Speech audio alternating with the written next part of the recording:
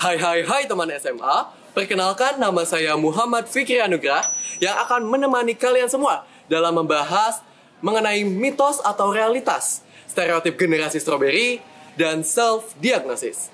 Setiap generasi tentunya memiliki kepercayaan, perspektif, nilai, kegemaran, dan kemahiran yang berbeda terhadap kehidupan dan pekerjaannya. Nah, teman SMA, tahu tidak sih bahwa generasi Z dan generasi strawberry ini sedang menjadi trending topik loh? Kira-kira generasi Z dan generasi strawberry itu apa ya? Lalu, bagaimana generasi Z dan generasi strawberry dalam menghadapi situasi sulit? Apakah kedua generasi tersebut memiliki ketahanan mental yang kuat? Lebih baik langsung saja yuk kita tanya ke teman SMA kita yang sedang melintas di sekitar sini. Hai Kak, salam kenal. Saya Fikri dengan teman SMA saya yang lain. Mungkin sebelumnya kalau kita langsung bertanya-tanya tidak afdol ya. Boleh perkenalan dulu mungkin Kak ke teman SMA saya? Hai teman SMA, perkenalkan nama aku Fania Fiona. Oke, salam kenal Kak Fani. Oh ya, aku tuh mau tanya nih Kak. Kakak nih kalau boleh tahu ya, kakak ini kelahiran tahun berapa ya? Aku kelahiran tahun 2007. Oke, berarti kakak ini termasuk salah satu Gen Z dong? Iya, betul. Gen Z yang strawberry atau yang bagaimana nih? Gen Z-nya. Milenial. Oke. Mungkin kalau misalnya kita cuma satu narasumber kurang seru ya. Gimana kalau misalnya kita cari teman SMA yang lain? Boleh. Yuk, ikuti keseruan kita.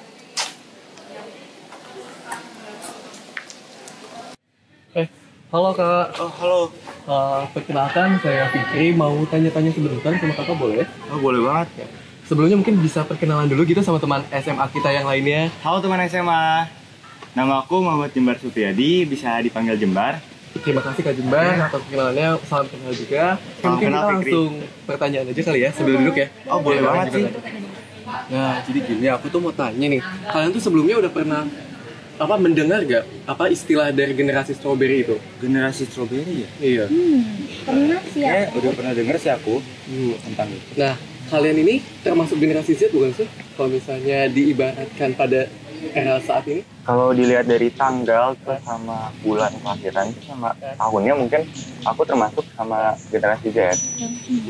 Oke. Berarti boleh dong aku tanya-tanya, kalau menurut kalian nih, pengertian generasi Z dan juga generasi strawberry itu apa sih? Apa ada keunikan tersendiri gitu dari masing-masing generasi tersebut? Kalau keunikan pasti ada ya. Soalnya kan kalau menurut aku pribadi, generasi strawberry itu merupakan generasi yang kalau dilihat dari tampaknya indah, menarik warnanya, bagus. Tapi kalau dalamnya tuh lembek banget gitu. Ya, kalau menurut aku sih perbedaannya kan kalau dari generasi Z sendiri itu dilihat dari tanggal lahir atau dari tahunnya mungkin ya. Tapi kalau generasi strawberry sendiri itu ada termasuk sebagian dari kalangan generasi Z, namun yang mentalnya memang terganggu. Berarti kan kalian sudah mengenali nih ya definisi dari masing-masing generasi tersebut ya. Nah, berarti kalian bisa dong kasih tahu ke teman SMA kita nih, kira-kira apa sih kelebihan dan kekurangan dari masing-masing generasi tersebut? Kalau dari aku, kelebihan dari Gen Z sendiri ini kan mereka hidup sudah di zaman udah ada internet. Iya, teknologi ya yang sudah berkembang pesat juga sih. Berkembang gitu. Nah, mereka tuh lebih punya kepekaan tentang isu-isu global yang berkelanjutan. Makanya Lebih terbuka. Iya, itu yang jadi dampak positifnya kehidupan sekarang kayak gitu. Selain dari teknologi, itu juga ke suku dan budaya. Mereka lebih menerima perbedaan juga. Terus lebih kreatif dan banyak ide-ide yang inovatif sih. Berarti kan tadi kalian sudah menyebutkan bagian kelebihannya ya. Kira-kira kalau kekurangan ini menurut kalian apa nih? Kalau kekurangannya itu karena Gen Z atau Gen Strawberry ini itu sangat membutuhkan validasi di media sosial. Yang kalau dimana nggak nyampe ekspektasinya, itu tuh mereka bisa down gitu. Terus ada gangguan dari mental juga mungkin ya, dari hate comment juga tuh ada tuh. Mereka sering self diagnosis mungkin. Nah, aku mau tanya-tanya nih ke kalian. Kalau kalian sendiri pernah nggak sih melakukan self diagnosis tanpa adanya bantuan psikolog gitu? Kalau aku sendiri sih, aku biasa misalkan terkena gejala-gejala kayak yang menurut aku bisa dilebih-lebihkan hanya sekedar pusing atau misalkan capek, kena pressure, itu aku langsung cek Google ataupun tanya ke teman yang memang bukan ahlinya, dan aku tahu kayak gitu tuh bukan akurat ya. Kurang akurat. Kalau dari Kak Cici sendiri bagaimana? Kurang lebih sama sih kayak Jembar. Nah, tapi kalau misalnya kita nanya-nanya begini sambil duduk terus kayaknya kalian bosen gak sih? Mending kita coba sambil keliling-keliling sekolah kalian ini, boleh kali? Boleh Ya? boleh. Ya udah yuk langsung aja. Kayak begitu, kayaknya aku masih ada pertanyaan lagi. Jadi aku mau nanya, kan tadi kan kalian tuh udah banyak banget nih ya menjelaskan tentang generasi strawberry dan juga generasi Z juga kan. Nah, kalau menurut kalian nih, bisa dong kasih kesan dan pesan bahwa penunjukan juga bahwa tidak seluruh Gen Z ini termasuk ke dalam generasi strawberry yang kalian bisa paparkan ke teman SMA kita. Mungkin aku dulu ya. Ya. Generasi strawberry ini nggak selalu generasi Z, karena generasi strawberry itu adalah generasi Z yang mentalnya mudah terganggu. Jadi kita sebagai generasi Z, kita harus menyemangatin diri kita sendiri. Kita harus encourage supaya kita bisa membuktikan kepada kalangan-kalangan yang melabeli kita itu mudah terganggu mental health-nya. Kita buktikan kita itu kuat juga.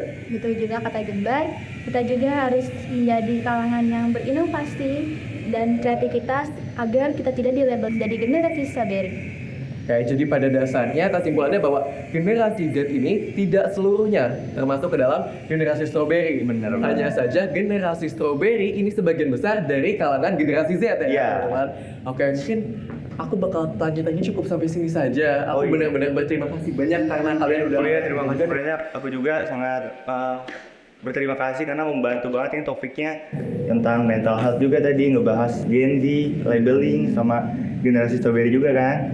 Aku juga mau minta makasih banget sama kalian berdua, jadi tahu informasi lebih lanjut tentang Gen strawberry sama Gen Z yang sebenarnya kita belum tahu gimana aslinya kan. Iya. Tapi karena Vicky tadi udah ngejelasin, Jembar juga udah ngejelasin, jadi aku udah tahu kabarnya sih. Iya.